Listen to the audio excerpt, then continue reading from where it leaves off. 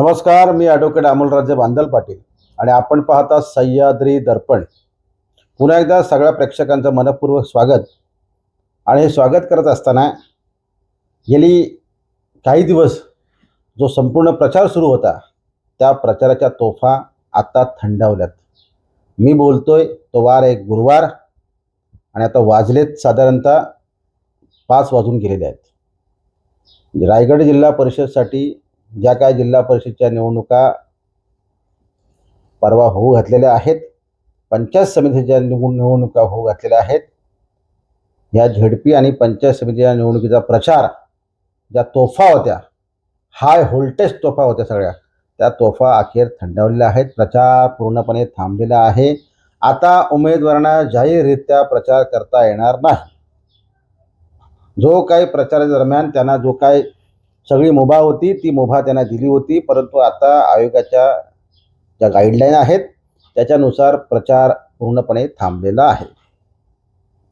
प्रचंड मोठ्या प्रमाणात सगळ्या उमेदवारांनी प्रचार केलेला आहे.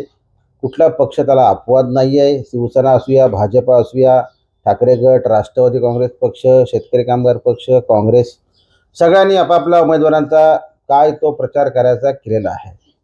प्रचार तर संपलेला आहे. आता कशाचा प्रचार सुरू आहे आणि कशाचा प्रचार करणं गरजेचं आहे इतके उमेदवार सगळे सुज्ञ आहेत. आणि मतदारांना कशाचा प्रचाराची प्रभाव मतदारांवर पडणार आहे ह्या सगळी आता चर्चा सुरू झालेल्या आहेत. आजची रात्र वैऱ्याची आहे, उद्याची रात्र वैऱ्याची आहे. ह्या 2 रात्री प्रचंड वैऱ्याच्या आहेत. ह्या आजचा जो काय आता आजची रात्र जवळजवळ आता सुरू होईल आणि उद्याची सकाळ आणि पूर्ण रात्र प्रचंड प्रचंड सगळ्या गोष्टीचा मोठा मारा होणार आहे. कारण आता सगळा प्रचार छुप्या पद्धतीने करता येणार आहे. सगळ्या गोष्टीची जी काय रसद असेल, जे काय विटॅमिन्स असतील, काही असेल ते असेल, समजून जा तुम्ही. ते सगळे आता काय ताकद बळ काय कुठली खाकी का पांढऱ्या रंगाची काय ती पोच करायची ती आता सगळी आता त्या कामाला सगळे लागलेले आहेत. सगळे आता त्या मूडमध्ये गेलेत. मूडमध्ये आता उमेदवारांना कोण तुमच्यापैकी जर कोण हा व्हिडिओ ऐकत असतील, त्यांच्यापैकी कार्यकर्ते जर उमेदवारांना भेटत असतील तर उमेदवार ह्या सगळ्या आता त्या गुप्त बैठका, सगळ्यांची व्यूहरचना, कशा प्रकारचं पुढचं नियोजन, म्हणजे उद्याचं नियोजन 6 तारखेच्या सगळ्या गोष्टीचं जी काय रसद वाटप काय असेल त्याचं नियोजन त्याच्यामध्ये सगळे गुंतलेले आहेत. समोरच्यापेक्षा आपले काय किती जास्त असावे, की तो किती मोठी उडी मारतोय, आपल्याला किती मोठी उडी मारायची आहे. एकूण मतांची जी काही संख्या आहे, आता जिल्हा परिषद म्हटल्यानंतर मतांची संख्या 25, 26, 27, 28 असे हजार आणि पंचायत समितीसाठी तो आकडा 50% येतो. तर याच्यातली 100% वोटिंग काय होत नाही आहे. त्याच्यामुळे साधारणतः 8,000, 10,000 एका वार्डामध्ये, पलीकडच्या वार्डामध्ये 8,000, 10,000 अशा साधारणतः सरसकट ह्या सगळ्या चर्चा आता सुरू झालेल्या आहेत. सरसकट करायचं का, टार्गेट कुठं करायचं, काय सगळ्या गोष्टी करायच्या, ह्या सगळ्या गोष्टी आता सुरू झालेल्या आहेत.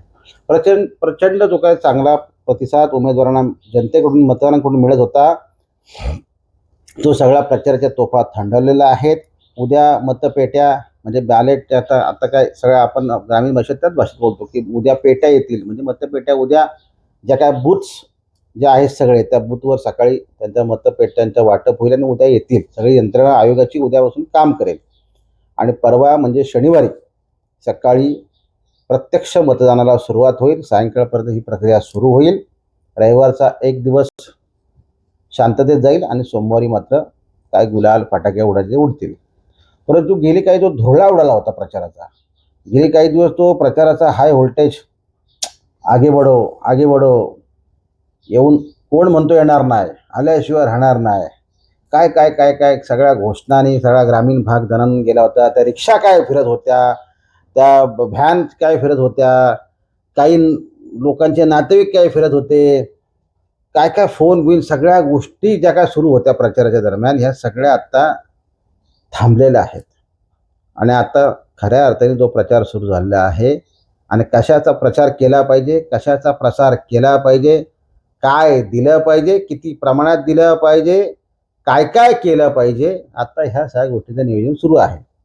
परंतु एक मात्र खरं आहे, काही पक्षांचे उमेदवार हे ऑक्टोबर, नोव्हेंबर, डिसेंबर आणि आता जानेवारी गेली 3.5 महिने काम करतात, 4 महिने काम करतात. काहींना आयत्या वेळी उमेदवार मिळालेली आहे, म्हणजे त्यांना वेळ देखील मिळालेला नाही आहे. परंतु म्हणजे विचार करा, ह्या लोकांना किती हा सगळा मनस्ताप झाला असेल. त्या मधल्या काळात नगरपालिकेच्या निवडणुका होऊन गेल्या, महानगरपालिकेच्या निवडणुका होऊन गेल्या आणि आता खऱ्या अर्थाने ह्या निवडणुका, जिल्हा परिषद, पंचायत समितीच्या निवडणुका पार पडतात. किती पेशन्स ह्या उमेदवारांचे होते, ज्यांनी सुरुवात ऑक्टोबरमध्ये केलेली आहे. किती मोठ्या इतकं बजेट कोलमडलं. मी त्याच्यावर व्हिडिओ केला होता. एवढं मोठं बजेट एका जिल्हा परिषदेसाठी, एका पंचायत समितीसाठी जर होत असेल, तर उद्याच्या काळात, म्हणजे मी म्हणत नाही उद्याच्या काळात उमेदवार मिळायचे ना, म्हणजे मिळणं मुश्किल होईल राजकीय पक्षांना, अशी अवस्था होऊ शकते. का ते आत्ता मतदार बदललेला आहे. 6-7 वर्षातून ह्या सगळ्या निवडणुका होतात. जो 12-13 वर्षाचा मुलगा होता तो आता 18 वर्षाचा झालेला आहे. नवीन वोटर्स वाढलेले आहेत, पिढ्या बदललेल्या आहेत. मागचं लोकांना काल खाल्लेलं काय आठवत नाही, तर मागचा विकास काय लोकांना आठवणार आहे? अशी सगळी परिस्थिती लोकांनी झालेली आहे. आणि विकासाच्या गप्पा या विकासामध्ये ज्या गप्पा सगळ्या तर रंगलेला सगळा विकास तो कुठे आहे तो शोधायला लागणार आहे सगळ्यांना. आम्हाला तो मिळत नाही कधीच. पण ठीक आहे, चला असू द्या. त्यांना प्रचाराची जी काय संधी होती, नामी संधी होती, त्यांनी तो त्याचा योग्य सार्थकी सगळ्या उमेदवारांनी लावलेला आहे, प्रचार केलेला आहे. आता प्रतीक्षा जी आहे ती प्रत्यक्ष मतदान आणि निकाल. पण आज बसून जो काही धुरळा होता तो सगळा शांत झाला. तोफा थंडावल्या. आता म्हणून वारंवार तेच म्हणतोय की आता फक्त एकच लक्ष आहे सगळ्यांचं. आणि खरे लोकशाही आहे, त्याच्यामुळे सगळ्या गोष्टी आता होत असतात, सगळे मुभा असतात. यंत्रणा तरी कुठे कुठे लक्ष ठेवणार. त्याच्यामुळे काय चलने दो, अशी सगळी अवस्था आहे. परंतु मोठ्या लढती आहेत. आतकरगाव जिल्हा परिषद असेल तिथं मोठी लढत होणार आहे. सावळी जिल्हा परिषदमध्ये मोठी लढत होणार आहे. पलीकडची वासंबे जिल्हा परिषदमध्ये मोठी लढत होणार आहे. चौक जिल्हा परिषद हा कोणाचा बालेकिल्ला ठरणार आहे, ती देखील मोठी लढत होणार आहे. मोठ्या लढती आहेत. मोठमोठे दिग्गजची प्रतीक्षा पणाला लागलेली आहे, लागणार आहे. आणि सर्वाधिक हाय व्होल्टेज जर बघायला गेलं तर एक वासंबे आणि आतकरगाव ह्या दोन्ही लढती हाय व्होल्टेज आहेत. त्याच्या खालोखाल सावरोळी आणि त्याच्या खालोखाल चौक. परंतु सर्वाधिक हॉट जर बघायला गेलं तर त्या दोनच आहेत, वासंबे आणि आतकरगाव, जिथे दिग्गज आहेत, उमेदवार देखील दिग्गज आहेत. उमेदवारांकडे देखील फौज फाटा, विटॅमिन्स, ताकद, बळ मजबूत आहे.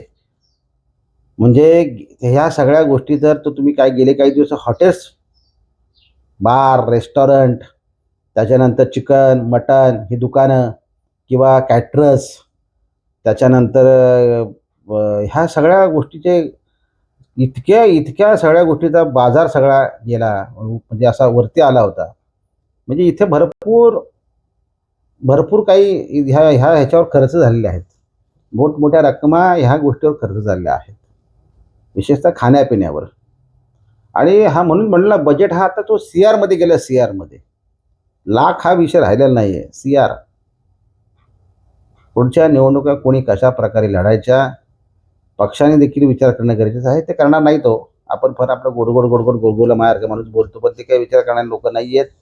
ज्याच्याकडं मॅनपॉवर आहे, ज्याच्याकडं मोठी आर्थिक रसद आहे, ज्याची टाकण्याची हिंमत आहे, काळीज आहे, त्याचं हे काम आहे. बाकीच्याने आपलं सतरंजा कार्यकर्ता जाते, खा प्या मजा करा, आपलं द्या. बाकीयांची जी कामं नाही आहे. त्याच्यामुळे विकास हा आपला सगळ्यांना पुढच्या काळात देखील शोधावा लागणार आहे. पण चला असू दे, त्यावर भाष्य वेगळ्या पद्धतीने आपण करू काहीतरी. प्रचाराच्या तोफा थंडावलेल्या आहेत. आजची रात्र, उद्याची रात्र प्रचंड वैऱ्याची आहे उमेदवारांसाठी. कोण काय करतोय, सगळ्यांचे डोळे नजरा लागलेले आहेत. कोणाचा काय रेट काय आहे, कोण 500 जास्त येतोय, कोण 500 कमी देतोय. पण लोकांचं देखील मतदान काही डोक्यात ध्यान ठरलेलं आहे का, असं पण काही नाहीये. लोक फार हुशार आहेत. बघूया कोणाकोणाला संधी मिळते, काय. पण तोफा थंडावल्यात. इतके दिवस जो काय सगळा धुरळा होता तो अखेर जमिनीवर बसलेला आहे. थांबूया. धन्यवाद.